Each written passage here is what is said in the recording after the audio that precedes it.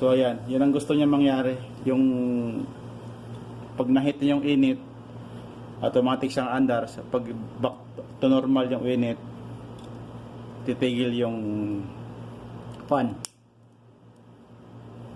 So ating ulit na initan. For example, uminit ulit yung tubig na radiator, uminit ulit siya. So ganito ulit mangyayari.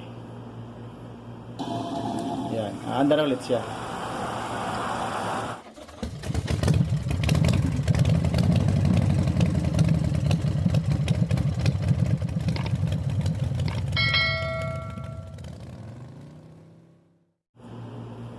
Hello guys, welcome back sa aking YouTube channel. May nagre-request lang sa akin guys na kung pwede ko daw ako gumawa ng tutorial ng single fan radiator na high speed lang. Nahit yung temperature, andar siya yung automatic on and off. Pag na-hit ng abot na yung init ng radiator fan, tapos pag lumamig na ulit ang tubig, ano siyang mamamatay. So may nag-request lang si Mr. Michael Sango na kung pwede daw gumawa ko ng tutorial ng single fan motor or auxiliary fan motor na pag umabot yung normal temperature niya ay kusang mamamatay at pag naabot yung init ay kusang aandar ang radiator. So wala tong ano guys, walang high speed, walang low speed. So normal na speed na niya. So ibig sabihin isang speed lang itong ating auxiliary fan motor. So, pinilagyan mo ito ng supply, positive kayo negative, so isang speed lang siya. So, bali ang kakailangan natin guys, itong engine coolant temperature or water temperature switch. Maraming tawag nito eh. Engine coolant temperature, water temperature switch, iba tawag na thermo switch. Kailangan din natin ng relay. Ito, ordinaryong relay lang, pwede na. So, gagawa ako guys ng diagram, gagawa muna ng diagram. So boss Michael Sango, ito na yung request mo. Gagawin ko ng tutorial muna, ay ng drawing. So, alisin ko muna to. Gawa muna ako ng drawing. So mag-drawing tayo. So ito yung ating relay. Ito yung ating boss relay. So bali dalawang kontak yung, bali ano to eh, yung relay natin ay may 5 pin. Yung boss relay, yung ordinary. Meron namang 4 pin na boss relay. Tapos meron ding 5 pin. So ito yung ating 87, 85, 86, 30. Yan. So maging connection natin guys. Itong 30 ay ito ay papunta sa battery. So gagawa ko ng battery dito. So ito yung battery natin. So ito yung positive ng battery, ito yung negative ng battery. So yung negative ng battery ay nasa body ground. Ito, yung naka-ground na yan, ito yung battery natin. Tapos ito yung fuse. Tapos itong 85, ito yung papunta sa ignition switch. Yan, ignition. So medyo late lang nga lang guys kasi kaliwiti ako eh. So tapos itong, kasi ang relay natin may isang klase na relay na may normally closed, normally open, yung may 87A, yung itong gitna. So bali ito yung relay na to, yan to, ordinary relay, wala siyang normally closed, normally open. So ibig sabihin pareho siyang 87, pwede na rin pagsamahin itong 87. Pero pag yung mayroong relay na may 87A na nakatatak, so bali ito lang gamitin nyo, yung itaas na to. So itong 87 natin ay papunta sa motor. Ito yung motor natin. Tapos yung kabila ng motor ay ating ground, negative. So bali ito yung motor natin. Auxiliary fan motor.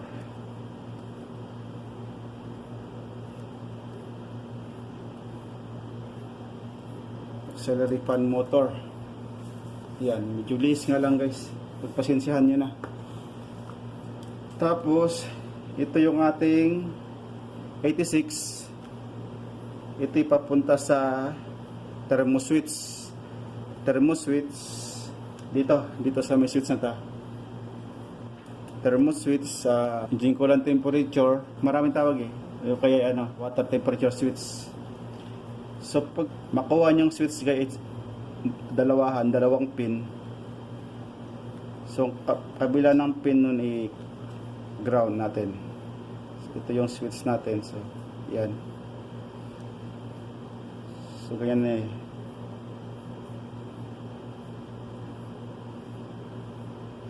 So bali thread ito. Yan. Ito yung switch. Ito yung pin ng switch. Ito yung dulo ng sensor. So pag nakuha yung pin ay dalawang wire. So yung kabilang wire ay ibaba di ground nyo. For example, kung may nakuha kayong pin naman na isa lang yung switch nya, isa lang yung pin ng switch, ibig sabihin thread. Yan, thread. Automatic, nakabody ground na ito. Itong katawan ng sensor, naka-ground na yan, automatic naka-ground na yan. So yan naman ating connection guys. Water temperature switch. Temperature sensor or ECT, engine coolant temperature. Yeah, ito ganun din, ECT or water temperature switch. Temperature sensor. Pag na-reach ito nung water temperature sensor na to, yung tamang init niya para mag-trigger, so magbubukas itong relay. So pag nabukas ng relay, so mag-automatic na yung fan natin.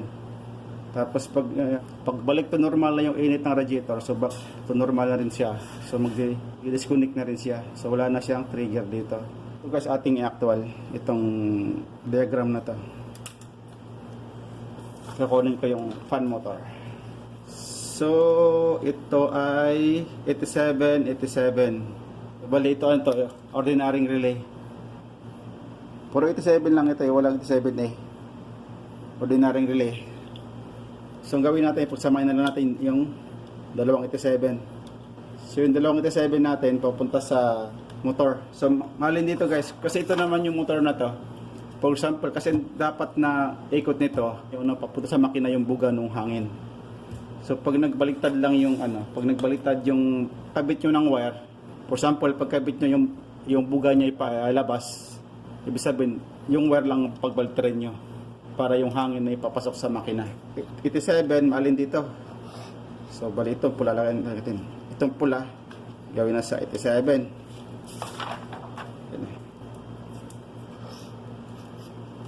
So ilagyan ng tape. Sa bali ito mamaya ating ground negative. Ating 86. Kasi maalin naman dito guys, kahit 85, 86, maalin dito yung gawin yung trigger, maalin yung gawin yung papunta sa ignition. Coil lang naman to hindi man sa loob, kaya walang problema kahit magkapalit. Ating gawin na lang yung itim, 86, ating gawin sa switch. Dito, lagyan sa switch. Yan. Tapos ito kabila ng switch natin ay yung engine coolant temperature or water temperature switch. Ito. Ating mamaya tayo ga-ground. So bali ito sa ignition, ito yung galing sa battery. So yung battery kailangan natin ng fuse. So may fuse holder ako rito. So lagyan natin ng fuse yung 30. Lagyan ko ng fuse.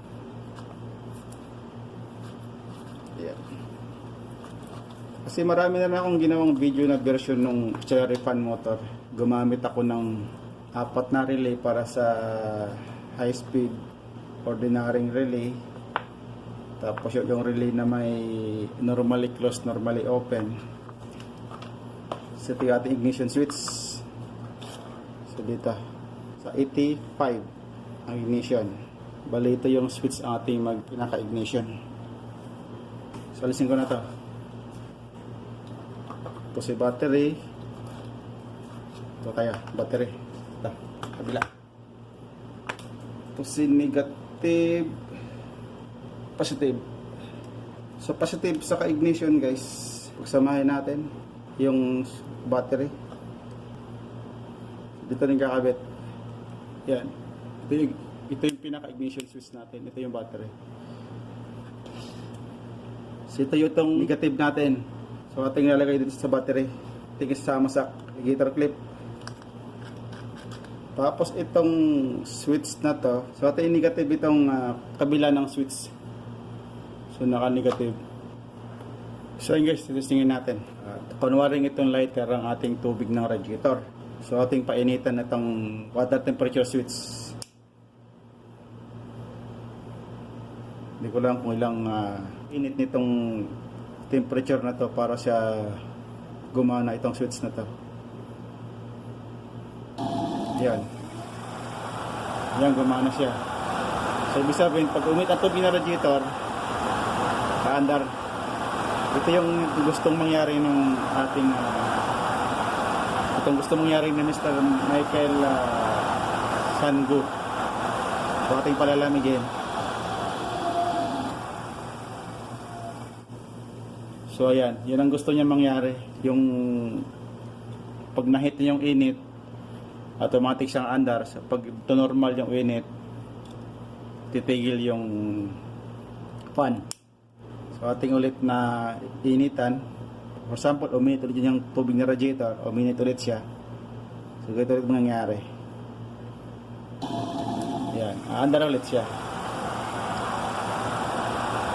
Nag-automatic off siya pag back normal yung init ng tubig.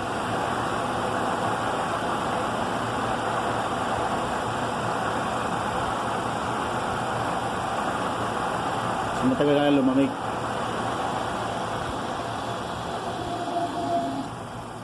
So ayan na.